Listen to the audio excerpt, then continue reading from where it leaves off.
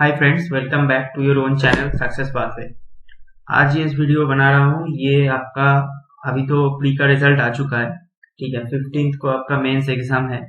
तो जिसका तैयारी पहले से चल रहा था उसका तो वो तो जानते हैं कि कैसे उसको मैनेज करना है आपका टाइम, ठीक है। वो तो सही ट्रैक पे है ही। लेकिन जिसका अभी तक स्पेशली जीए का कुछ प्रिपरेशन उस तरह नहीं हुआ है और बार बार बोलते हैं जो जो जिस वजह से निकलता है कि जीए का प्रिपरेशन शुरुआत से करना चाहिए, लेकिन कुछ कुछ ऐसा एस्पायरेंट भी है जो कर नहीं पाते।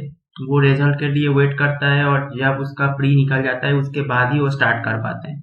लेकिन अगर हम एसबीआई का ट्रेंड देखें तो एसबीआई प्री और मेंस के बीच में ज्यादा दिन नहीं देते हैं, ठीक है। ये उसका ट्रेंड बन चुका है, ठीक है। तो लेकिन जिसका सिलेक्शन लेना है उसको तो लेना ही पड़ेगा। तो मैं आज स्पेशली उनके लिए स्ट्रेटेजी बना रहा हूँ कि इस 10-11 दिन में कैसे उसका जो मेंस का प्रिपरेशन है, स्पेशली जीए में फोकस करूंगा उसको। ऐसे मैं स्ट्रेटेजी बनाया हूँ कि वो अगर ठीक से फॉलो किया जाए तो जीए में उसका अच्छा खासा नंबर आ सकता है, ठीक है, अगर वो ठीक से फॉलो करे मेरा जो स्ट्रेटेजी है वो। क्योंकि ये ट्राइड एंड टेस्टेड स्ट्रेटेजी है। मैं जब मेरा निकला था तो मेरा जीए का प्रिपरेशन चल रहा था, ठीक है। लेकिन उसके बाद भी मेरा प्री का रिजल्ट आना और मेंस का एग्जाम में 10 दिन का गैप था, ठीक है। तो उसी टाइम में मैं जैसे प्रिपरेशन लिया था और मेरा हेल्पफुल भी हुआ था, ठीक है। ऐसा नहीं कि एकदम आपको आएगा जो जीए का क्वेश्चन होगा आप लगभग 80-90% कवर कर पाओगे, ये नहीं हो पाएगा। लेकिन अच्छा खासा मार्क्स आपको जीए में आ जाएगा विथ एक्यूरेसी, ठीक है। तो एसबीआई आपको पहले एक बात बता देना चाहता हूँ। एसबीआई आपको एक सिचुएशन ऐसा देता है, एक फैसिलिटी देता है एसबीआई कि आप टोटल में अगर आप कट ऑफ क्लियर कर लेते हो तो फिर आप इन हो, ठीक है। तो जिसका जीए में थोड़ा कम मार्क्स भी आ जाए लेकिन उसका बाकी 3 सब्जेक्ट इंग्लिश, रीजनिंग और क्वांट अगर उसका अच्छा है तो वो भी सिलेक्शन ले पाएगा, ठीक है। लेकिन इसका मतलब ये नहीं कि जीए में कुछ भी मार्क्स नहीं लाने से भी सिलेक्शन हो जाएगा, वो तो बहुत एक्सेप्शनल बात हो जाएगा, ठीक है। तो फिर हमको एक बैलेंस बना के चलना पड़ेगा, ठीक है। जो जिसका वीक सब्जेक्ट है उसमें कुछ मार्क्स तो लाना पड़ेगा और जिसका जो स्ट्रॉन्ग सब्जेक्ट है उसमें और ज्यादा मार्क्स लाना पड़ेगा, तो ही आपका सिलेक्शन हो पाएगा। तो मैं अभी जो दिन बाकी है, आज 3 तारीख को मैं वीडियो बना रहा हूँ और मैं डाल भी दूंगा। थोड़ा लेट हो गया लेकिन आज ही मैं वीडियो डाल दूंगा क्योंकि मेरा जो स्ट्रेटेजी है मैंने वो टुमारो से यानी कि 4 तारीख से मैंने लिख दिया, एक रूटीन बना दिया आप लोगों के लिए। जो रूटीन मैं बहुत सोच समझ के बनाया हूँ। अगर ये रूटीन मेरे हिसाब से अगर ये रूटीन आप लोग मान के चलते हो तो आपका सिलेक्शन हो सकता है, ठीक है। मैं एकदम 100% तो नहीं बोलूंगा कि हो ही जाएगा, लेकिन आपका पॉसिबिलिटी ज्यादा हो जाएगा। लेकिन ये आपको मान के चलना पड़ेगा, ठीक है। तो चलिए स्टार्ट करते हैं आज का वीडियो। ये मेरा जो वीडियो है, मेरा जो स्ट्रेटेजी है वो मैं आप लोगों के साथ डिस्कस कर रहा हूँ, ठीक है। हाँ, ये मेरा रूटीन है, ठीक है, आप लोगों के लिए, ठीक है। ये 4th मतलब कल से अप टू 14 तारीख का आपका रूटीन है, ठीक है। तो मैं एक एक करके बता रहा हूँ। ये 3 फेज में मैं इसको डिवाइड कर लिया। एक है मॉर्निंग फेज, ठीक है, एक है आफ्टरनून फेज और तीसरा है इवनिंग फेज, ठीक है। पहले 4 तारीख, ठीक है, 4 तारीख मतलब टुमारो से स्टार्ट हो रहा है। ये एक मिशन समझ लीजिए, मिशन एसबीआई क्लर्क मेंस। तो 4 तारीख को आपको क्या करना है पहले समझ लीजिएगा। जनवरी 15 को एग्जाम है तो आपका जनवरी आप सोच लीजिए कि 10 तारीख तक आपका जीए पूछ सकता है वो लोग, ठीक है। तो आपको वो तो मैं बताऊंगा। उसके पहले दिसंबर, नवंबर, अक्टूबर और सितंबर, ये 4 महीने आपको अच्छे से पढ़ लेना है, ठीक है। लोग बोलेगा 6 महीना 8 महीना, लेकिन उतना समय नहीं है आपके पास, ठीक है। आप उतना करने जाएंगे तो आप जो रिसेंट का करंट अफेयर्स है जिससे ज्यादा क्वेश्चंस आता है वो आप याद नहीं रख पाओगे, ठीक है। तो आपको ऐसे प्रिपरेशन लेना है। पहले बात, आप लोग ये मत सोचिए कि आप 50 में 40 ले आएंगे, नहीं हो पाएगा, ठीक है, क्योंकि उस तरह प्रिपरेशन नहीं लिया आप, ठीक है, लेकिन कुछ तो आएगा, ऐसे प्रिपरेशन लेना पड़ेगा कि आपको 25-30 मार्क्स आ जाए, ठीक है, इसलिए ये स्ट्रेटेजी आप फॉलो कर सकते हो, ठीक है। तो मॉर्निंग में आपको क्या करना है, 4 तारीख को, कल यानी कि दिसंबर का 3rd और 4th वीक का जो करंट अफेयर्स है ये आपको करना है, जो भी सोर्स है आपके पास, सोर्स मैटर नहीं करता, जो भी सोर्स है। एक बात इंपॉर्टेंट बहुत है कि सोर्स, अभी तक जो सोर्स आपके पास है वो ही सोर्स से ही फॉलो कीजिएगा, अभी सोर्स चेंज मत कीजिएगा। इसके पास जो है कैप्सूल हो सकता है, एफएस क्लाउड हो सकता है, मैं बोलता हूँ कि एफएस क्लाउड का सोर्स बहुत अच्छा है, लेकिन अभी अगर आपके पास दूसरा कोई सोर्स है तो उसको आपको फॉलो करना है, अभी सोर्स चेंज मत कीजिएगा, ठीक है।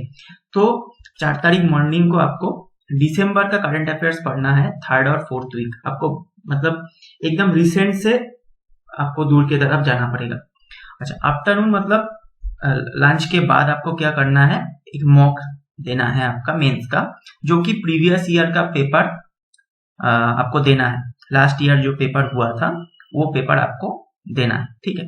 उसके बाद इवनिंग में आपको दिसंबर का 1st एंड 2nd वीक का करंट अफेयर्स आपको मतलब वो देखना है आपको, ठीक है। और उसमें आपको ज्यादा फोकस किस किस चीज में करना है वो भी एक इंपॉर्टेंट चीज है। एक होता है आपका नेशनल अफेयर्स, एक होता है आपका इंटरनेशनल अफेयर्स, एक होता है आपका बैंकिंग इन न्यूज, एक होता है इकोनॉमी इन न्यूज। ये 4 टॉपिक आपको छोड़ना ही नहीं है, ये 4 टॉपिक आपको ज्यादा ध्यान देना है इस 4 टॉपिक में। उसके बाद और चीजें होता है, स्पोर्ट्स न्यूज होता है, आपका अपॉइंटमेंट हो गया, आपका अवार्ड्स एंड ये सब हो गया। उसके बाद आपका इम्पोर्टेंट डेज हो गया और ऑबिचुअरीज हो गया, बुक्स हो गया, ये सब है, ठीक है। लेकिन आपको ज्यादा ध्यान कहाँ देना है, आपको ज्यादा ध्यान पहले जो मैंने बोला वो 4 टॉपिक आपको ज्यादा ध्यान देना है। उसके बाद अगर आपके पास टाइम बच जाए तो आप ये जो टॉपिक मैंने बोला ये इसमें आप ध्यान दे सकते हो। पहले आप कर लेना अपॉइंटमेंट्स, उसके बाद आप कर लेना इम्पोर्टेंट डेज, उसके बाद आप कर सकते हो अवार्ड्स, ठीक है। ऐसे करके आप आपके हिसाब से वो कर लेना, लेकिन पहला 4 आपको जल्दी मतलब सबसे पहले पढ़ लेना है। उसके बाद 4 तारीख हो गया, 5 तारीख। 5 तारीख को आपको क्या करना है, मॉर्निंग में नवंबर का 3rd और 4th वीक रिवीजन, मतलब रिवीजन नहीं, 3rd और 4th वीक आपको देखना पड़ेगा।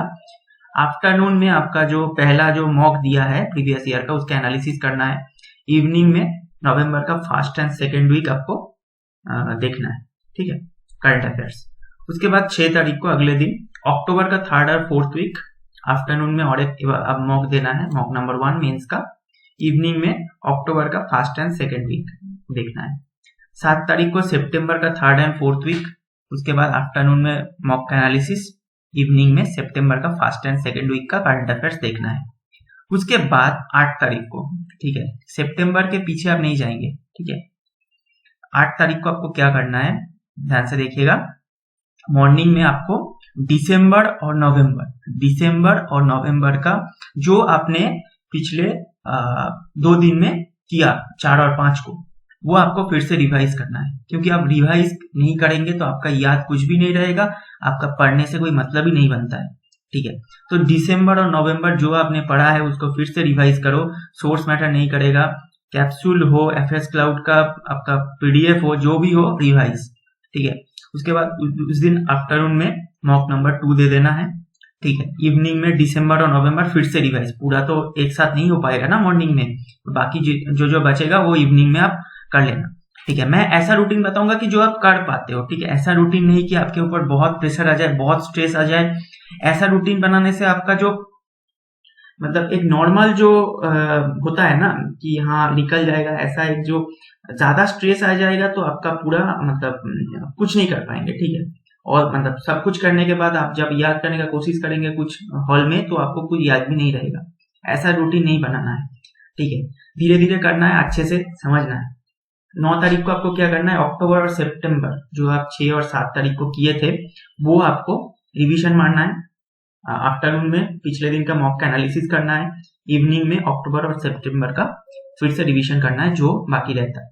उसके बाद 10 तारीख को अच्छे से देखिए, B+ES लिखा हुआ है, इसका मतलब ये है कि बजट, बजट जो है, बजट और इकोनॉमिक सर्वे, इससे क्वेश्चन आपको मिलेगा ही मिलेगा, जितना पुराना हो ठीक है, लेकिन आपको क्वेश्चन मिलेगा।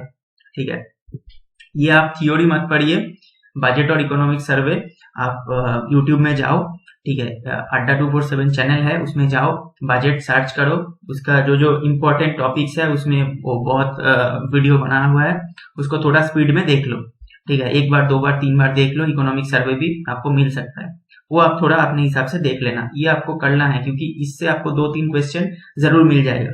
ठीक है, और अगर इसके साथ हो सके तो, ठीक है, अगर आप कर पाए तो इसके साथ आप इम्पोर्टेंट डेज देख लेना। ठीक है, इम्पोर्टेंट डेज, वो 4 महीने का इम्पोर्टेंट डेज आप थोड़ा कोशिश करना कि हो जाए। इसके लिए मैं एक बता रहा हूँ, आप एक अगर छोटा आपके पास कैलेंडर हो, टेबल कैलेंडर जिसे कहते हैं, आपके पास कैलेंडर हो तो कैलेंडर में एक एक करके देखना और मार्क करना, एक एक करके देखना और मार्क करना, इससे आपका दिमाग उससे ज्यादा ले लेगा। ठीक है, दिमाग, अपना जो दिमाग है ना वो पिक्चर ज्यादा कैरी करता है, ठीक है, कैच करता है ज्यादा, तो वो अगर करोगे तो इंपॉर्टेंट डेज आपका जल्दी जल्दी हो जाएगा। ठीक है, ये आपको करना है। आफ्टरनून में एक मॉक दे देना है।